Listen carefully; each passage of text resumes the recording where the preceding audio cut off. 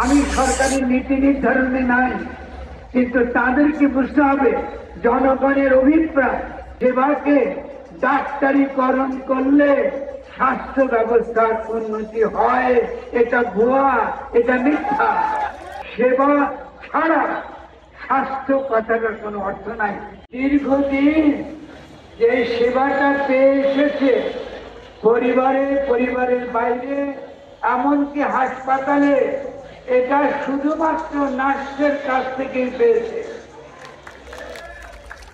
সেই জন্য পৃথিবীতে এমন কোন ডাক্তারি তত্ত্ব নাই যারা দাবি করে যে সেবাকে ডাক্তারিকরণ করলে স্বাস্থ্য ব্যবস্থার উন্নতি হয়। এটা ভুয়া, এটা মিথ্যা।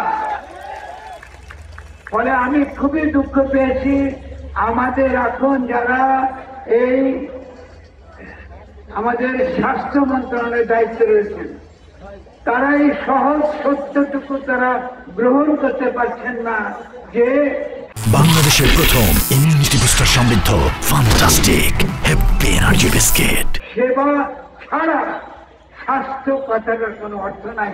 স্বাস্থ্য শব্দের মধ্যে ডাক্তারি বলে কোনো শব্দ নেই। এই কারণে আমি মনে করি এই যে আমার যে বক্তব্য, যে অবস্থান, আমার যে দর্শন এবং রাজনীতি, এই জায়গা থেকে আমি আপনাদের নার্সদের আন্দোলনকে সম্পূর্ণ সমর্থন করি। বলে এটা একেবারে হালকা এসে আপনাদের এখানে আপনাদের সমর্থন পাওয়া আর হাত তালি আমার দরকার নাই। আমি যেটা বিশ্বাস করি ওটাই আপনাদেরকে বলছি।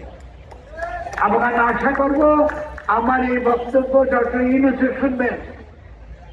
আমার এই বক্তব্য আমার অত্যন্ত শ্রদ্ধাভাজন বড় বোন নূরজাহান আপু শুনবেন। আমার এই বক্তব্য আমার অত্যন্ত ভালোবাসা মানুষ খসরু, আমার স্নেহবাদী, তিনিও শুনবেন।